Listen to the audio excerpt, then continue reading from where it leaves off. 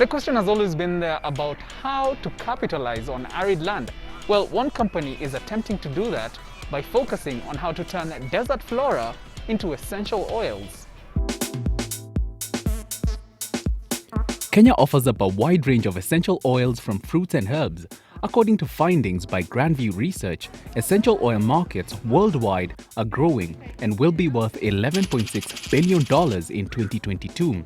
But what are they? So essential oils are basically concentrated plant extracts which are obtained through the steam distillation of either the flowers, the leaves, resins, sometimes even the stems.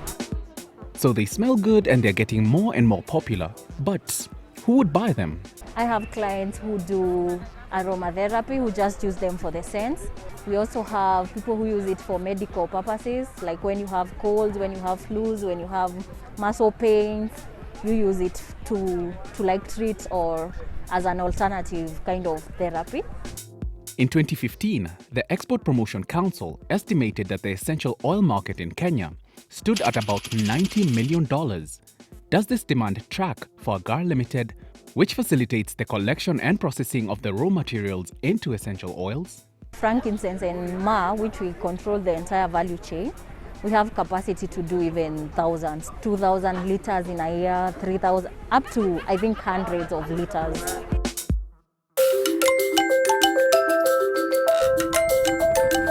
The essential oils are processed in Nairobi, but to get the raw materials, you have to go 530 kilometers in Marsabit. The people here are mostly pastoralists, but some of them have started to come around to essential oils as a substitute way of making revenue. To collect the raw materials would be impossible without involving the local communities. Their contribution to the collection is 100%, as this process requires a bottom-up approach. Since interest is rising, a few people have been coming together to increase their collection power. One such is the Naloteshwa Self-Help Group, headed by Rosemary Gumato Upane. We were doing table banking to help ourselves. Our group was buying and selling goats. Then we came across this company dealing with essential oils. They knew of us and they approached us. After they came to us, they opened our eyes and gave us training. They told us about the different kind of trees that we could harvest frankincense and myrrh. First, before we went to the forest, we had training on how to tap the trees. After 2 weeks, we went back and found that there was a gum to harvest. Tulienda tukakuta gum imeshatoka. Tukashuna na wakati tulileta market, we harvested it and brought it back, and the company bought what we had. When you harvest, you have to sell it immediately. We call the company to come and collect. In a month, when the plants are really productive, we can get up to 200 kilos of gum and resin. tunaweza pata hata kilo 200. The collection of frankincense and myrrh is garnering attention, but a lot of the know-how is still lacking. Most of the communities here know a lot about the trees because they have cultural significance, being used at important ceremonies such as rites of passage. But there is a need to demonstrate how to tap properly, because improper tapping could have an adverse effect on the environment. Uko kwa misitu tukaanza kupata shida kwa sababu. When we were in the forest, there were challenges because there are thorny trees in the way. So, with the tools we had, we could cut the thorny trees so we could access the trees we needed. When the company realized this, they brought us customized tools that would help us access the trees we needed without harming the other trees in the vicinity. Unatoa hiyo gum yako. Kutoka tumeanza kufanya hiyo mambo. Since we started harvesting gum and resin, we have really advanced ourselves. We sell it at between 600 and 700 shillings per kilo. If you harvest 10 kilograms, that's quite a lot of money. With goats, the profit is just about 2,000 shillings. Inakula tu 2,000. Mahali tunaenda kutoa hiyo gum. The places we go to harvest the gum and raisins are far. You get tired. You might encounter wild animals. There are also other enemies. If a beautiful lady like me goes there, I might even get raped. so there are disadvantages, but because it's a way for us to make money, there's no way I would refuse to go. Nitaenda. Kama hii mwaka In a month, we might make about 40,000 shillings. ni 40,000.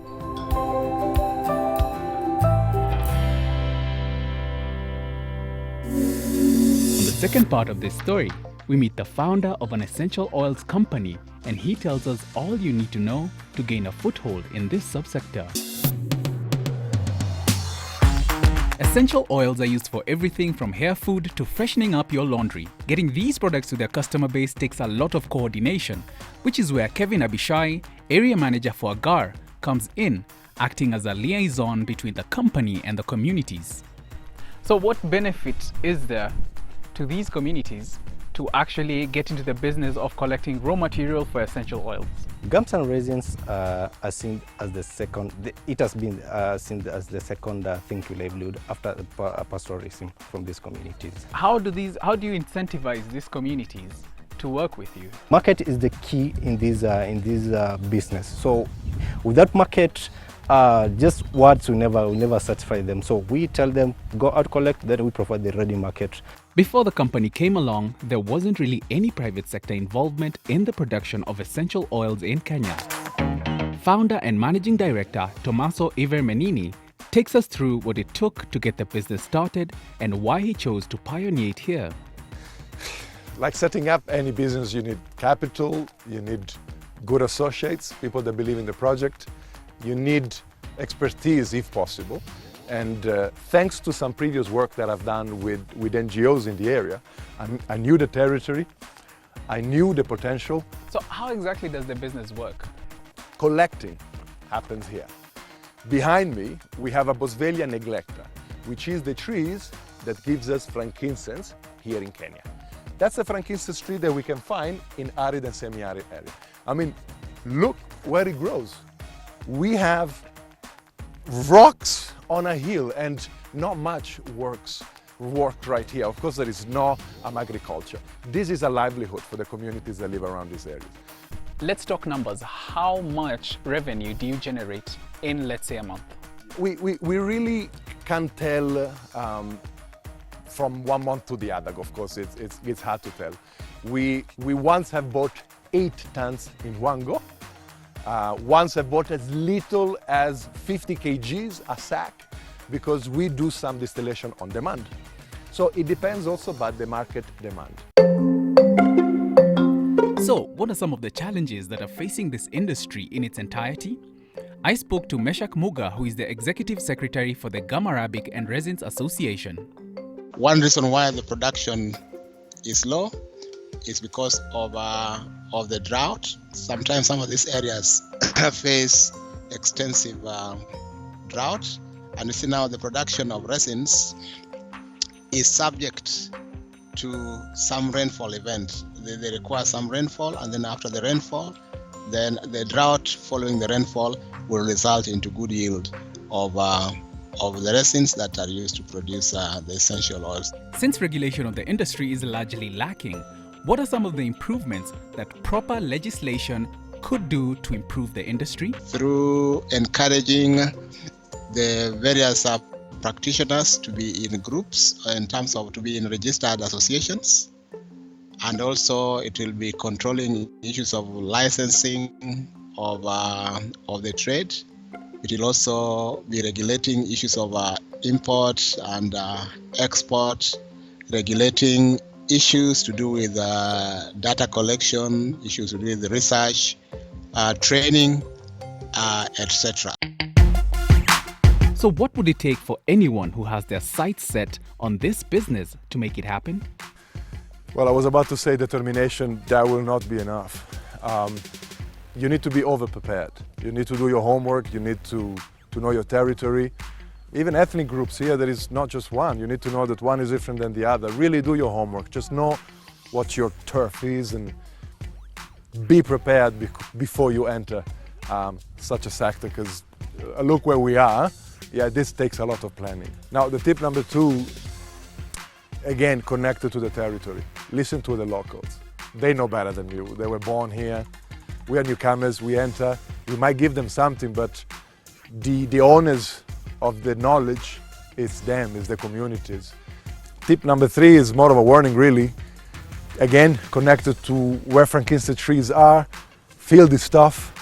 Activities needs a lot of coordination, and yeah, just make sure that you understand that there are long trips. It's a tough environment, and yeah, be ready to age not so gracefully. I didn't have this many white hair when I started.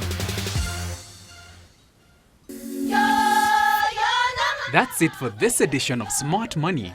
Join us next week for more.